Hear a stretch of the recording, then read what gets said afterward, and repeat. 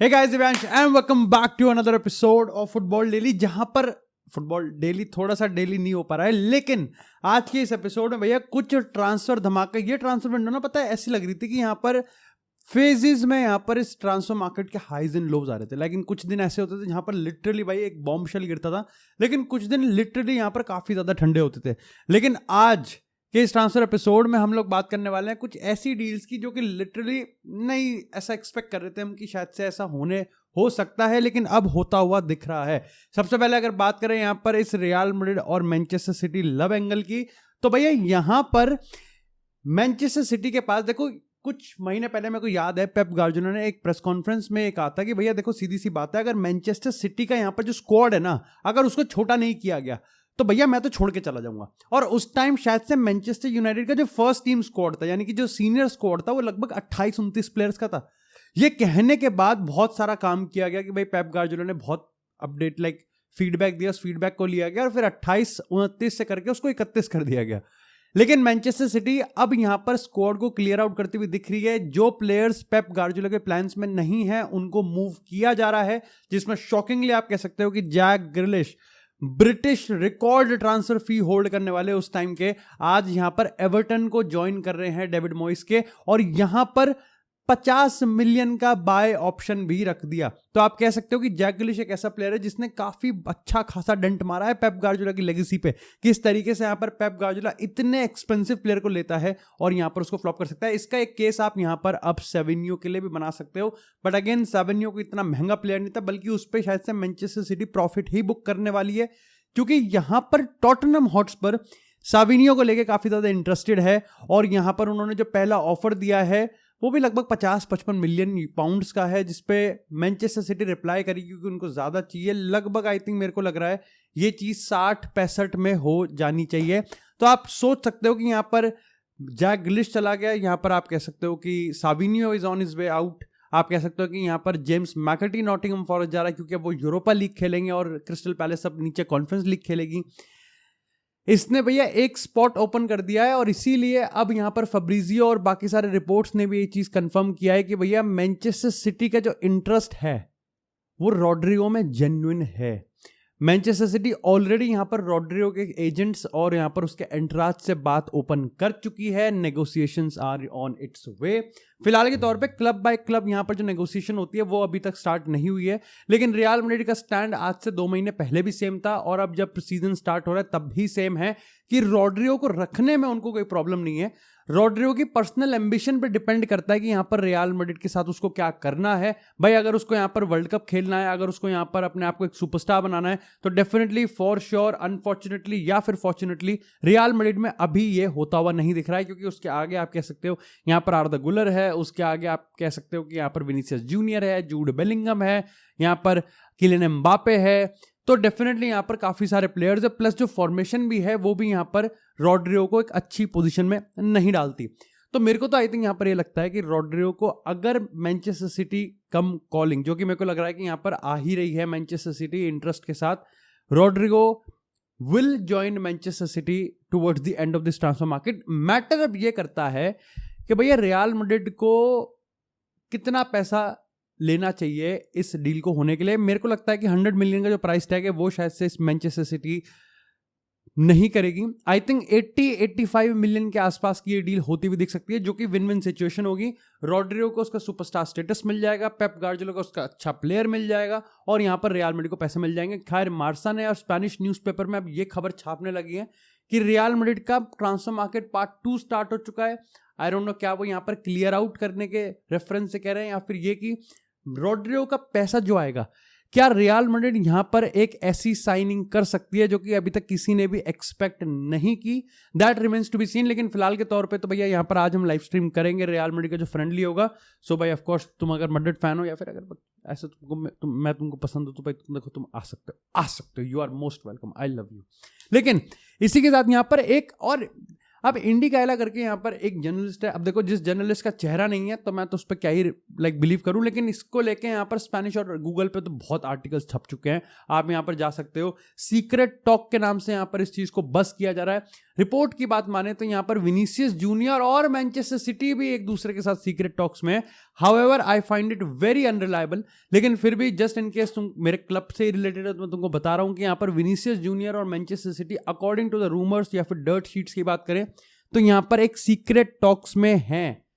तो अगर यहाँ पर मैनचेस्टर सिटी रॉड्रिगो को नहीं लेती इस समर विद प्राइस वैल्यूएशन वगैरह, शायद से वो नेक्स्ट समर या फिर इस summer who knows whatever could happen, वो विनीसियस जूनियर को लेके जा सकती है। ये मैं उस रिपोर्ट का एक तात्पर्य एक बना पा रहा हूं, लेकिन अगेन मैं तो प्रॉपरली सोल्ड हूं कि वो रॉड्रिगो के पीछे ही जाएंगे। मल्टीपल रीजंस हैं यार। देखो पहली बात तो ये है कि विनीसियस को मैनचेस्टर सिटी को बहुत बड़ा धमाका पैकेज तो देगी नहीं, देगी रियल मैड्रिड से 5-6 मिलियन ऊपर का ही।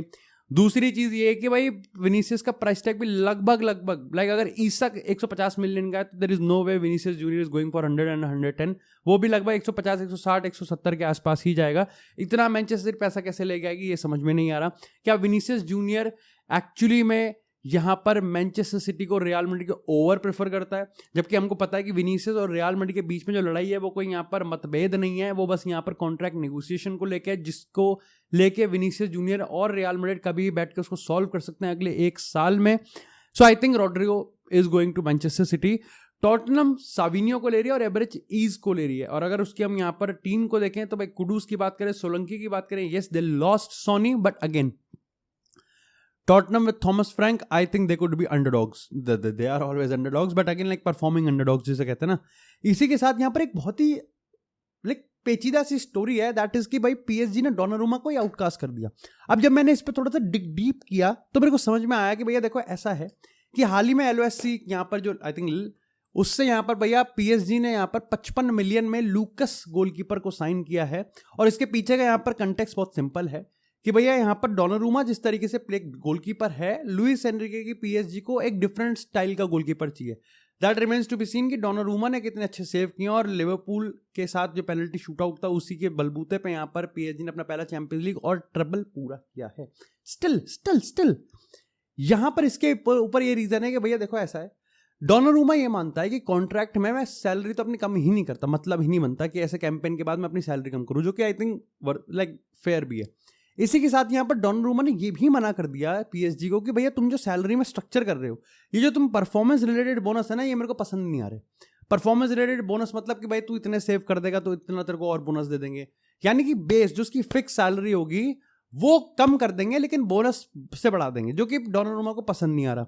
और इसी के चलते यहाँ पर जो यूएफए सुपर कप है उसकी जो टीम है, जो स्क्वाड है, उसके चलते यहाँ पर डोनारुमा को बाहर किया गया है। और इसी के साथ अब यहाँ पर फब्रिजियो ने इस चीज पे कंफर्मेशन डाल दिया कि Donnarumma is on his way out of PSG. और ऐसे में यहाँ पर 3 क्लब सामने निकल के आ रहे हैं, वो यहाँ पर चेल्सी, मैनचेस्टर सिटी और Manchester United. Yes, Liverpool are the winner of this transfer market. आप रियल मैड्रिड को एक हॉट कह सकते हो, आप बार्सिलोना का एक केस बना सकते हो, आप यहाँ पर मैनचेस्टर सिटी का केस बना सकते हो, सनडरलैंड जो है पूरी दुनिया को खरीद रही। बट आप हेट कर सकते हो मैनचेस्टर यूनाइटेड को, लव कर सकते हो मैनचेस्टर यूनाइटेड को, but you just cannot ignore Manchester United. Manchester United was, is and will always be the biggest club, one of the biggest club. So ये आई थिंक इस चीज को prove करता है। लेकिन ये बिग का मतलब मेरे को समझ में नहीं आता कि ये बल्लेबाजी जो है, ये बल्लेबाज के लिए यहाँ पर मैनचेस्टर यूनाइटेड ऑलरेडी अपना पहला ऑफर मार चुकी है विद अ प्लेयर स्वैप, जिसको रिजेक्ट कर दिया है। और कुछ रिपोर्ट की माने तो यहाँ पर ब्राइटन ये मानती है कि अगर हम 1 साल बल्लेबा को और रोक लेना तो शायद से काइसीडो के लेवल की यहाँ पर साइनिंग हो जाएगी, हमको 120 million.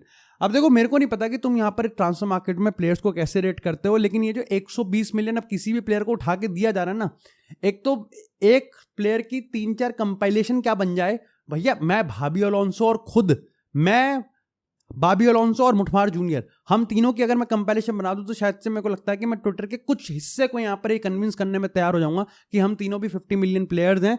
But I think Baleba और अगर डोनारुमा की साइनिंग मैनचेस्टर यूनाइटेड अगर कर दे तो भैया सीन हो जाएगा सेट, तो हो जाएंगे, तो मैं बवाला हो जाऊंगा भाई। फिर Manchester United I think Liverpool के जस्ट नीचे के लेवल पे आ जाएगी अगर ट्रांसफर मार्केट विनर्स और लूजर्स की बात करें। बट बुरी खबर है भैया यहाँ पर बार्सिलोना के प्लेयर्स के लिए और फैंस के लिए, क्योंकि बार्सिलोना ने अभी फिलहाल रिपोर्ट्स के हिसाब से कंफर्म करते हुए दिख रही है कि भैया मार्कस राशवर्ड यहां पर पहले लीग गेम के लिए रजिस्टर्ड नहीं है और ना ही योआन गार्सिया है।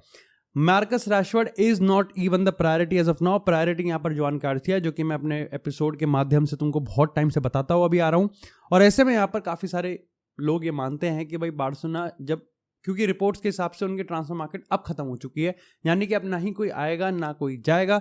ऐसे में यहां पर उनको लगभग 7 प्लेयर रजिस्टर करने हैं, जो कि फिलहाल यहां पर किसी को भी समझ में नहीं आ रहा कि भैया वो कैसे होने वाले हैं। सारा का सारा जो दाव है वो उन वीआईपी सीट्स के वैलिडेशन पे है कि ला लीगा ने वैलिडेट कर दिया तो माहौल पूरा बेबी हो जाएगा, अगर नहीं किया तो चट मंगनी दे पटबिया हो जाएगा। इसी के साथ भाई यहां पर अल नसर ने 30 मिलियन में किंग्सली कोमन को भी खरीद लिया। भाई अल नसर अगर इन सब के बाद भी, like with having Inigo Martinez, जाओ फिलिक्स, सादियो माने, क्रिस्टियानो रोनाल्डो, किंग्सले कोमन, अगर इन सब के बाद भी अगर वो यहां पर हार गए तो भैया फिर मेरे को लगता है कि इनके तो लठ बजाने पड़ेंगे, इनके तो ताबड़तोड़ लठ बजाने पड़ेंगे।